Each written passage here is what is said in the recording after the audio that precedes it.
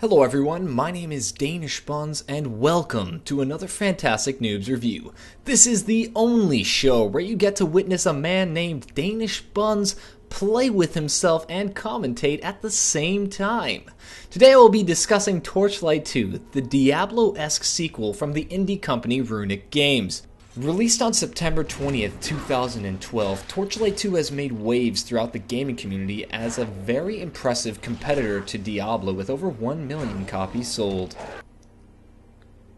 The world of Torchlight is yet again thrown into chaos as a sleeping evil returns to wreak havoc. The Alchemist, a once heroic character, becomes corrupted and proceeds to lay waste the city of Torchlight and the surrounding areas. New heroes must rise up and fight the corruption brimming from the heart of Ordrak in order to return their war-battered world to a relative peace.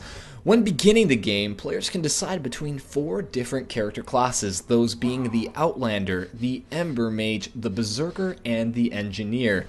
All of these classes have very unique aspects to their design, fulfilling their archetypal roles.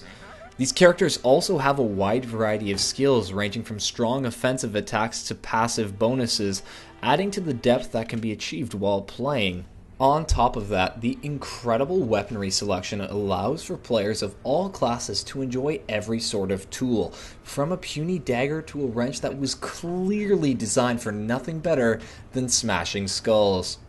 After a player has selected their specific class, they also get to choose a pet companion, who not only serves as an added damage dealer, but can also be used to quickly sell unneeded equipment while in the middle of a dungeon crawl.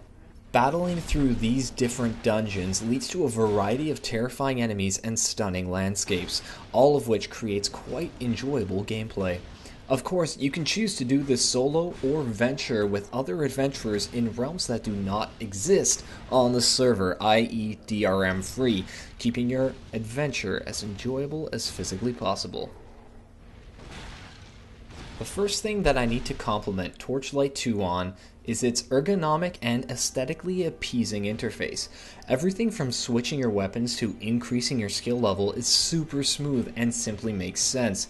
Adding all the useless weapons to your pet and sending him off into town is not delayed by clunky drag transfer of those specific weapons. Now the only thing slowing you down is debating whether you want +6 ice or fire protection on a disgustingly ugly helmet. Another aspect of this game that I enjoyed is the constantly changing environment and enemies right as you begin your adventure. After spending a short time in this game, you will find that you have traversed a whole manner of areas, from small camps in the middle of a forest to glowing blue temples full of ice magic. The opponents you face are also quite varied and constantly change, keeping the game interesting while the combat remains pretty standard due to its click-based nature. As you continue to progress through the game, the rich variety in enemies also leads to quite a diverse set of strategies that must be used in order to defeat them, such as an enemy teleporting all around you, or a massive dude with a shield that's trying to bash your head in. One of my negatives is the massive amount of weaponry that drops in this game. While I do enjoy finding cool and interesting equips, especially early on, I would trade this ability to simply not receive so many weapon drops. Now I do understand that gear is a staple of these kinds of games, but I have to say it gets incredibly annoying when you have to kill a mob every other second and then spend time sifting through all the useless junk before moving on. While one could say that these equips could just be ignored, it does feel to be a little detrimental, and my only wish is that the number of drops was toned down a bit. Another thing that bothered me about Torchlight 2 is that when I had to compare weaponry and other equipment, it became a little overwhelming to properly decipher what actually had better stats. Though the interface did feel incredibly smooth, the massive amount of information presented on the screen was slightly overwhelming, which made me accidentally NPC an epic item, leading to quite a beautiful string of curse words that somehow ended in cabbage rolls. I'll let you guess that one. Ignoring those small complaints, I honestly feel that Torchlight 2 was one of the more enjoyable games that I got to play in 2012. In comparison to the Goliath Diablo, it definitely stands on its own and in some ways improves upon the system.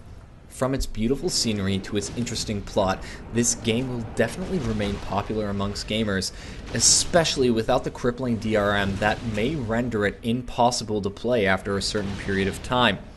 I can honestly say that this was the most pleasure I have ever experienced from repeatedly stimulating a mouse for hours on end. Yes, I meant that to sound dirty. Anyways, I'm giving this game an 8 out of 10, and I think you should all try and get your hands on Torchlight 2 and give it a go, especially with some friends. That's it from me. My name is Danish Buns. If you enjoyed this video and want to see other reviews, feel free to find more on my channel page. If you enjoy those as well, I suggest you do the awful thing and subscribe to me. I know you want to. Also, do me a favor and comment if you would like to add something to what I've said already, or just berate me for something that I said completely incorrectly.